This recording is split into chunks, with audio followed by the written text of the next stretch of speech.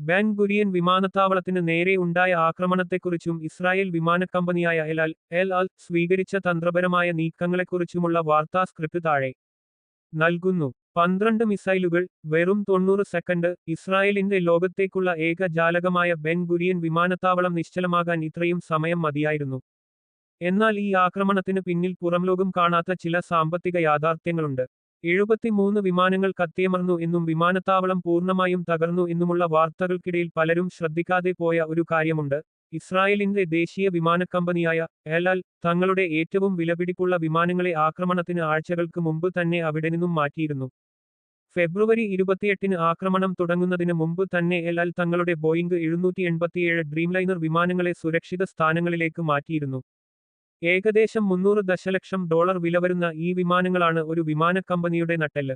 ആക്രമണം മുൻകൂട്ടി കണ്ട് തങ്ങളുടെ ആസ്തികൾ സംരക്ഷിക്കാൻ എൽ അൽ കാണിച്ച ഈ മുൻകരുതൽ ശ്രദ്ധേയമാണ്. എന്നാൽ ഇതേസമയം വിദേശ വിമാനക്കമ്പനികളായ ലുഫ്താൻസ, ബ്രിട്ടീഷ് എയർവേയ്സ്, യുണൈറ്റഡ് തുടങ്ങിയവയെല്ലാം ഇസ്രായേലിലേക്കുള്ള സർവീസുകൾ നിർത്തിവെച്ചു.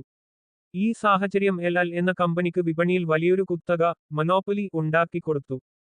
മറ്റു വിമാനക്കമ്പനികൾ പിന്മാറിയതോടെ യാത്ര ചെയ്യാൻ ആഗ്രഹിക്കുന്ന ഇസ്രായേലികൾക്ക് എൽ അൽ മാത്രമായി ഏക ആശ്രയം. ഈ അവസരം മുതലെടുത്ത് കമ്പനി ടിക്കറ്റ് നിരക്കുകൾ വൻതോതിൽ വർദ്ധിപ്പിച്ചതായി റിപ്പോർട്ടുകളുണ്ട്. മുമ്പ് സമാനമായ സാഹചര്യത്തിൽ വില വർദ്ധിപ്പിച്ചതിന് ഇസ്രായേൽ കോമ്പറ്റീഷൻ അതോറിറ്റി എൽ അലിന് $39 ദശലക്ഷം പിഴ ചുമത്തിയിരുന്നു. വിദേശ വിമാനക്കമ്പനികൾ ഇസ്രായേലിൽ നിന്ന് വിട്ടുനിൽക്കുന്നത് ഓരോ ദിവസവും എൽ അലിന്റെ സാമ്പത്തിക ലാഭം വർദ്ധിപ്പിക്കുകയാണ് ചെയ്യുന്നത്. ഈ യുദ്ധം ഇസ്രായേലിന്റെ വ്യോമയാന മേഖലയിലുള്ള ഒരു വലിയ പോരായ്മ പുറത്തുകൊണ്ടുവന്നിരിക്കുകയാണ്. രാജ്യത്തിന് ആകെയുള്ളത് ഒരേയൊരു പ്രധാന അന്താരാഷ്ട്ര വിമാനത്താവളം മാത്രമാണ് എന്നത്. ഇത് പരിഹരിക്കാനായി രാജ്യത്തിന്റെ വടക്കും തെക്കുമായി 2 പുതിയ അന്താരാഷ്ട്ര വിമാനത്താവളങ്ങൾ നിർമ്മിക്കാനുള്ള പദ്ധതിക്ക് ഇസ്രായേൽ സർക്കാർ ഇപ്പോൾ മുൻഗണന നൽകുന്നുണ്ട്. എന്നാൽ കഴിഞ്ഞ 20 വർഷമായി ഈ പദ്ധതികൾ ചർച്ചകളിലല്ലാതെ പ്രായോഗികമായി നടപ്പിലാക്കിയിട്ടില്ല.